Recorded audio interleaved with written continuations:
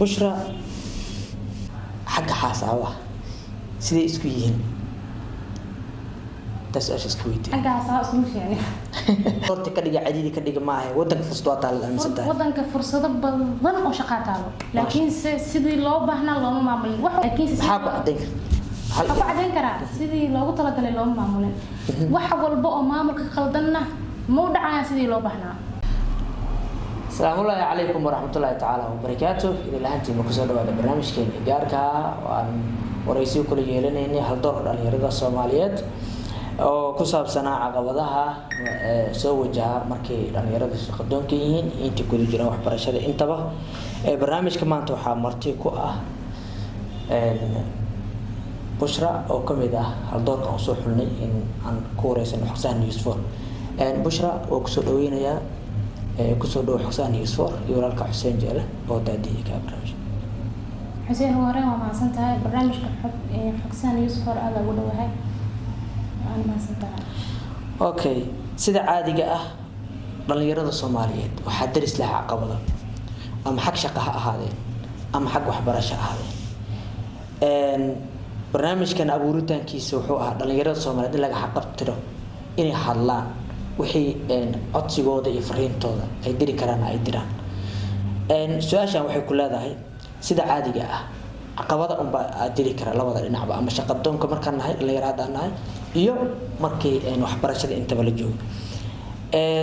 si dhalinyarada aad ka dambaysa ay ugu noqoto marka wado caqabadihii aad la kulantay maxay ahaayeen hal iyo labo Xuseen waa maasantahay inta ku gudu jirtay waxbarashada iyo amaba shaqooyin wax raadinaysa horta wax walba oo bilow leh ilaa dhamaadkooda intii laga guuleysana ama laga gungaaro dhibaatooyin way iman karaan dhanka waxbarashada markay tahay caqabad way iman kartaa ardayda Soomaaliyeed inta maanta waxbarashada inay iska bixiyaan awoodaan horta aad u yar tahay dad dhalinyaro badan maanta waxaa jirta caruur badan maanta waxaa jirta in waxbarata jeclaayeen laakiin se daruuf dhaqaale darteed uga haray dantana ay u ogolaan weysay waan rajeynaa inay ka bixi doonaan waqtiyada u dhow ilaa yiraahdo kuwa xitaa awooda maanta inay waxbarashada maanta lacagooda iska bixiyaan tabartooda ay noqoto xitaa caqabado badan ku horgudban laakiinse waxaa ka gudbi kara kaliya qofka hadafka leh masha Allah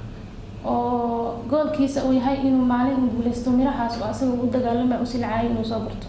qof horta hadaf leh wax baran karo qof markuu hadaf leeyahay oo wax ka go'an yahay kaliya ay wax baran karaa marka caqabado badan oo iska jiri karaan dhanka gabdhaha Soomaaliyeed hadda hadla maadaama gabar Soomaaliyeed ahay markii loo fiiriyo wiilasha iyo gabdhaha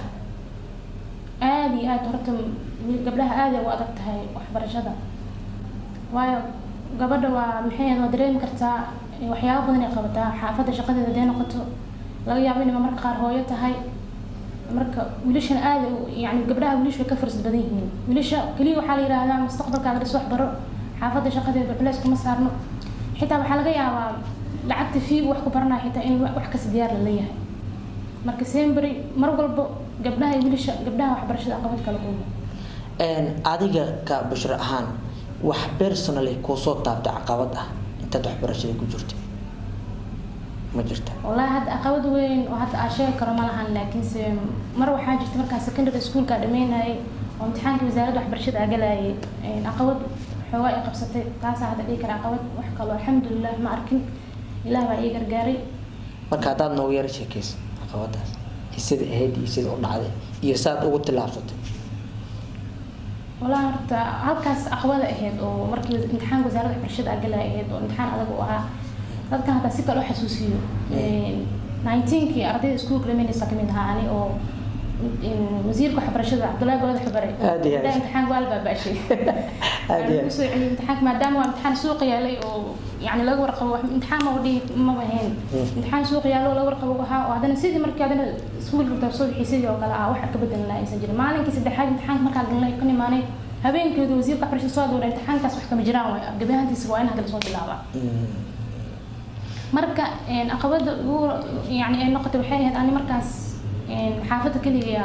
ku ahaa oo qof kale oo maanta shaqada guriga iga saaciidmaysan jirin marka waa dareemi kartaa qof imtixaankii qaranka galaayo oo haddana maanta qof maanta dhahays aysan jirin waxaan iska dahay bal imtixaankaaga la akhriso bis aysan jirin maanta shaqadii guriga kaliya ay ku tahay ramadaan ay tahay shaqada iska badan tahay kaliya ku ahaa marka aqwadaas ahayd wallaahi aad iyo aad ii saameysay laakiin alxamdulillah ugu dambeyntii waa ka gudbay imtixaankana ku guuleystay maasha allah tabaarakallah. Waxaa jira dhallinyaradeena inta badan ee wadanka jooga qaba jiro oo fikir qabo wadankii fursad ma laha, fursad shaqo wadankii ma laha, ayagoo markaas maxaa ku yiraahdaa danaynayo reer galbeedka, wadamada reer galbeedka ama Yurub ha ahaato ama America ha ahaato ama Australia, adii meel uu Soomaaliya ka baxsan Afrika marka laga soo tago. Marka adii dhalinyaro fikirkaas qaba ma la qabtaa mas waxa aad ugu duwan tahay jira maya ka soo horjeeda sababtoo tahay waxa aaminsanahay aniga wadanka inay shaqo aad u taalo laakiin si waxa ku cadeyn karaa sidii loogu talagalay loo maamulin wax walba oo maamulka qaldanna ma u dhacaya sidii loo baahnaa. Marka musuqmaasuqa wadankeena aad u hareeyay sida dadba og yihiin waa laga yaabaa dad fikirkayga kale ilqo inay jiraan haddii sidii loogu talagalay loo maareyn wax loo qaban lahaa waxaa aaminsanahay maanta dhalinyarada Soomaaliya wax baratay oo shaqo la'aanta guryaha la joogto xitaa kala barkood xitaa inay maanta shaqo heli lahaayeen haddii dhammaantood aysan wada helin xitaa musuqmaasuq qof waxaa laga yaabaa intaasan wax baranayay oo juhdi bixiyay oo soo dadaalay inuu maanta qof ama wax u baranin oo laga yaabo inuu wax yar iskuul meelaha ka soo dhigto maanta uu shaqo maanta asaga jaanis ka helo maanta oo asaga shaqo kii kaleeto intaasan wax soo baranayay juhdi soo bixiyay dadaal soo bixiyay maanta uu guriga iska joogo. Marka musuqmaasuqa anaga sida wadankeena hareeyay ilaa ay musuqmaasuqaas hadda misdahay hadda iyo mar dhow iyo sanadaha soo socda ay xal loo heli doonaa laakiin mar un waa laga bixi doonaa kale waxa wax kasta soo dhamaanayaan. Marka musuqmaasuqaas jira ayaa wixii dhamaa shorti ka dhiga cadiidi ka dhiga maahay wadanka fursado taal aaminsantahay wadanka fursado badan oo shaqo taalo laakiin sidii loo baahnaa looma maamulin wax walba maamulka qaldanna ma toosayaan. Bushra dadku waxay arkaan adigoo xaafadayna adiga ilaa gabarka ah oo howshii guriga u taalo jaamacadina u ordayso waxbarashadii heer gabaga marayso boog diyaarinteedii iyo waxeedii ay iska jiraan assignmentiyo fara badan ay jiraan sida caadiga ah anaga aan soo arag haddana Bushra gabar yar oo qurxoon waaye aad u furfuran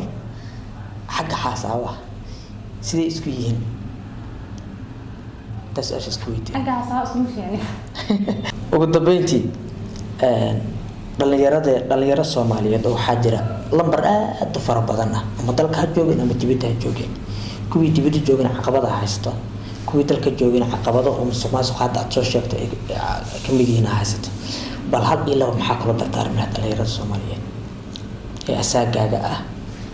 wadankii ama joog ama meelaha qaar horta maanta waxa ka warhaya ama ka warmi karto dhalinyarada wadanka iyo nool kuwa maqan waa bixin wadan isbeesama laakiin kuwa hadda joogo oo sidoo kale rajakunaalka ah oo isuga in wadanka isbedel ka dhaco oo sidaas si dhaantay in la helayo aaminsan oo rajakunaalka waxa rabaa inaan farin yar u diro oo ah maanta horta ma jirto qof inta guriga ku imaado ku dhahayo hebla shaqadana ku haya soo bax shaqayso qof ku dhisata malaha meelaysid wax walban waxay u baahan tahay dadaal in aad u ordi kiina wax bartay oo maanta guriga jooga waxa ku dagaami lahaa in si walba email oo shaqo heli karo oo asaga u raadiyo oo aado oo ku doonto lugiis kii ama waxa barana u soo degalina oo xirfad gacantiisa u barto oo ku shaqaysan karaa maanta hadii qalinkaaga ku shaqaysan waysa gacantaad ku shaqaysan lahayd dad badan maanta waxa jira waxa baranin oo maantana ma sha Allah oo nolosha maanta meel fiican ka joogo wax baran way jiraan dad badan wax bartaas way jiraan laakiin se dadka aan wax baranina inay xirfad bartaan aysan fadhina in wax ma baran ani guriga iska joogo xirfad wax ay sameeyaan dadkii wax bartay oo ayagan xitaa wax yani wax barashadoodii qalinkooda wax ku waayeen si lamada ayagan inay xirfad bartaan si ay u shaqaystaan muhiimadu waa in la shaqaysto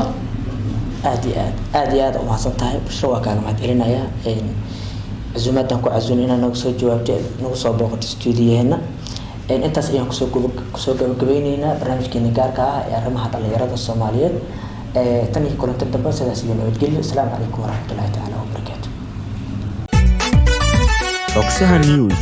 hoyga xogaha sugan